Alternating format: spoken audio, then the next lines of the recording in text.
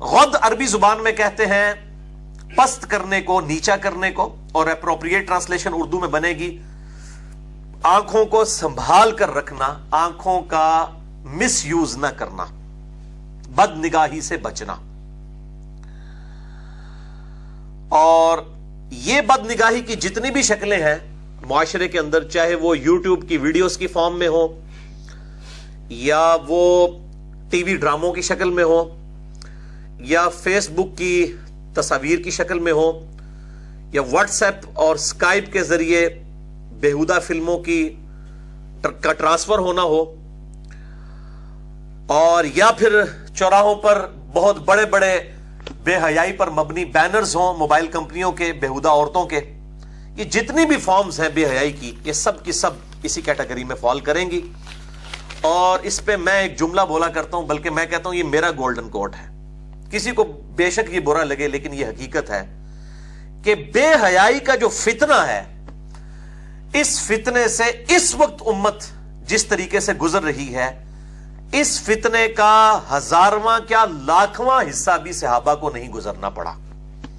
ان پر اور آزمائش آئی قتال کی شکل میں، وہ ہم سے بہت بڑی آزمائش آئی، لیکن ایز فار ایز بے حیائی از کنسرنڈ، صحابہ کرام علیہم رضوان کو بھی اس تکلیف اور اس فتنے اور اس آزمائش اور اس صبر و استقامت والے معاملے میں نہیں گزرنا پڑا بے حیائی کے کانٹیکسٹ میں جو آج امت کو گزرنا پڑ رہا ہے. اس وقت کیا صحابہ جو ہے وہ شہروں میں نکلتے ہوں گے تو اتنے بڑے بڑے بینرز لگے ہوئے ہوتے ہوں گے، یا اتنی بڑی بڑی سکرینیں، یا واٹس ایپ اور یوٹیوب اس کے ذریعے بیہودہ فلمیں، جو اس کا پازیٹیو یوز ہے میں اس کو بالکل اپریشیٹ کرتا ہوں، میں نیگیٹو یوز کی بات کر رہا ہوں. اس طرح کے فتنوں سے صحابہ کرام کو کب گزرنا پڑا؟ لہٰذا اس وقت سب سے زیادہ ضرورت ہی اسی فتنے کو ایڈریس کرنے کی ہے. جب بھی آپ دیکھیں کہ بے حیائی اتنا بڑا فتنہ ہے، جب بھی ہم پبلکلی ڈسکشن کرتے ہیں گناہ کے معاملے میں کہ جی گناہ سے بچیں، تو پہلا خیال ہی بے حیائی سے متعلق آتا ہے. جب بھی کوئی شخص کہتا ہے نا جی دعا کرے اللہ تعالیٰ مجھے بچا کے رکھے، تو وہ سارے کا سارا جو ہے اس کا سینٹر پوائنٹ جو ہے وہ بے حیائی ہوتی ہے. باقی تو ساری کی ساری چیزیں فروئی ہیں. اصل میں جو گناہ ہے وہ ہے ہی بے حیائی ہے.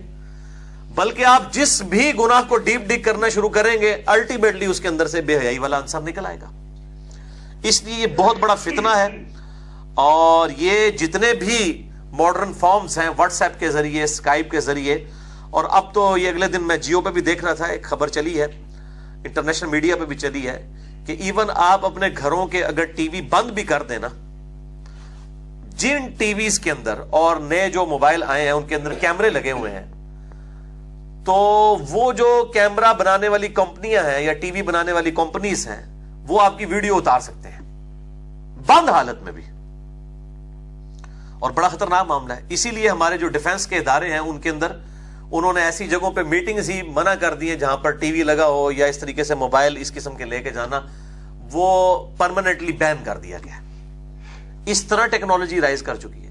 اس طرح کی یو ایس بیز آ گئی ہیں کہ اگر آپ کے کمپیوٹر میں صرف یو ایس بی لگا دی جائے، وہ آپ کو تو سڑک سے گری پڑی ملے گی اور آپ بڑے شوق سے کہیں چلو مفتا آتا ہے. آپ اپنے کمپیوٹر میں لگا دیتے ہیں تو آپ کے کمپیوٹر کا سارا ڈیٹا جو ہے وہ انٹرنیٹ کے ذریعے ایکسیس کیا جا سکتا ہے. یہ بڑا خطرناک معاملہ ہے. یہ الیکٹرانک جو ہے وہ کس نہج پہ ترقی کر چکی ہے ہم سوچ بھی نہیں سکتے. اور یہ کوئی گپ شپ والا معاملہ نہیں ہے، حقیقت ہے. چونکہ میری اپنی انجینئرنگ کی فیلڈ ہے، میں اس کو سمجھتا ہوں کہ یہ اس طریقے تک چیزیں ہو سکتی ہیں. اور مجھے بھی لوگ وہ ای میلز کر کے پوچھ رہے ہوتے ہیں کہ جی ہم اسکائپ کے ذریعے جو ہے وہ وائف سے بات کرنا چاہ رہے ہیں. بھائی اسکائپ کے ذریعے بھی اگر بات کرنی ہے تو کوشش کریں کہ حجاب کا اہتمام کیا جائے، کیونکہ یہ ویڈیو صرف آپ تک نہیں رہتی ہیں.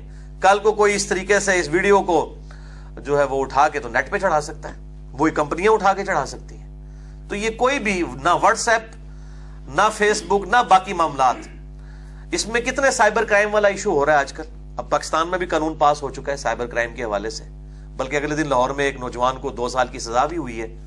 اس نے کسی عورت کی اس طریقے سے تصویر جو ہے وہ نیٹ کے اوپر اس کو اڈوب فوٹو شاپ کے ذریعے چڑھا دی، تو اس نے کیس کیا تو اس کو سزا ہو گئی ہے. اور ناقابل ضمانت جرم ہے. پاکستان کے اب جو قانون پاس ہوا ہے نا، اس میں یہ ناقابل ضمانت جرم ہے اور جرمانہ الگ سے. تو یہ معاملات بڑے خطرناک ہیں، اس میں بڑی احتیاط کی ضرورت ہے. اور یہ سب کی سب چیزیں یہ خطوات الشیاطین ہیں، خطوات الشیطان ہیں، شیطان کے یہ راستے ہیں مختلف، یہ اس کے سمجھ لیں کہ جال ہیں. قرآن حکیم میں انہی کو اللہ تبارک و تعالیٰ نے کئی مقامات پر خطوات شیطان کہا ہے. انہی چیزوں کو جو بے حیائی کی طرف لے جانے والی چیزیں ہیں. اسی کانٹیکسٹ میں ہم سورۃ النور کی آیت نمبر 19 اور 20 بھی پچھلے دنوں میں کور کی تھی. میں یہاں پر ریپیٹ کرتا ہوں, اب آپ کو اس کی انٹینسٹی بھی فیل ہوگی. اعوذ باللہ من الشیطان الرجیم, بسم اللہ الرحمن الرحیم. یا ایھا الذین آمنوا, اے ایمان والو, لا تتبعوا خطوات الشیطان, مت پیروی کرو شیطان کے راستوں کی. یعنی شیطان کے راستے بے شمار ہے, صراط مستقیم ایک ہی ہے. یہ کہتے ہیں نا سارے راستے حق کے ہیں, حق کا راستہ ہمیشہ ایک ہی ہوتا ہے. جمع کا صیغہ گمراہی کے لیے آتا ہے, نور سنگولر کا صیغہ ہے ہدایت کے لیے, ظلمات جمع کا صیغہ ہے گمراہیوں کے لیے, اندھیروں کے لیے. مت پیروی کرو شیطان کے راستوں کی.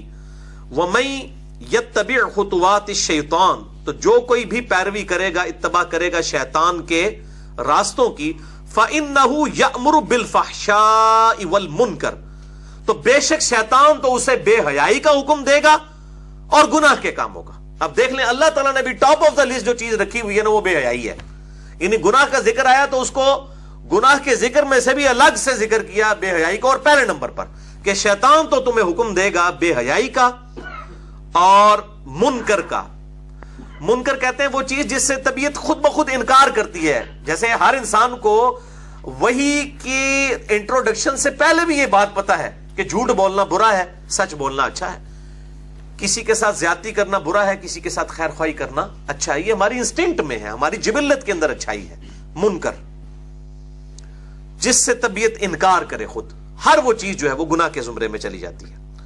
وَلَوْلَا فَضْلُ اللَّهِ عَلَيْكُمْ, اور اگر تم پر اللہ کا فضل نہ ہوتا, وَرَحْمَتُهُ, اور اللہ کی رحمت شامل حال نہ ہوتی, مَا زَكَا مِنْكُمْ مِنْ أَحَدٍ أَبَدًا, تو تم میں سے کوئی شخص ایک بھی ایسا نہ ہوتا کہ جو پاک ہو سکتا کبھی بھی. یہ اللہ تعالیٰ کا خاص فضل اور کرم ہے کہ اللہ تعالیٰ کسی کو محفوظ رکھے بے حیائی والے ایشو میں. وَلَكِنَّ اللَّهَ يُزَكِّي مَن يَشَاءُ, بلکہ اللہ تعالیٰ تو پاک کر دیتا ہے جسے چاہتا ہے. اس کے دونوں معنی ہو سکتے ہیں, یعنی جو پاک ہونا چاہے اسے پاک کر دیتا ہے. ایک معنی یہ بھی عربی لنگوسٹک میں بنے گا, اللہ تعالیٰ پاک کر دیتا ہے جو چاہے, من یشاء, جو چاہے کہ میں پاک ہونا چاہوں. اور دوسرا معنی یہ بنے گا کہ اللہ تعالیٰ پاک فرما دیتا ہے من یشاء, جسے وہ چاہتا ہے. دونوں معنی درست ہیں, کیونکہ سورۃ العنکبوت میں بھی آیا نا, والذین جاہدوا فینا لنہدینہم سبلنا, جو لوگ ہماری راہ میں کوشش کریں گے ہم ان کے لیے اپنی راہیں کھولیں گے. یہ ون وے ٹریفک نہیں ہے, جو اللہ کے لیے قربانی کرے گا اللہ بھی اس کو رسپانس کرے گا. الحمدللہ. واللہ سمیع علیم, اور اللہ تعالیٰ سننے والا اور علم والا ہے. ہر چیز اس کے علم میں ہے, ہر چیز وہ سن رہا ہے. اللہ تعالیٰ فرشتوں کا محتاج نہیں ہے کسی کے گناہوں کا یا نیکیوں کا حساب رکھنے کے لیے. یہ تو صرف ہماری تسلی والے معاملات ہیں جو فرشتے اٹیچ ہیں.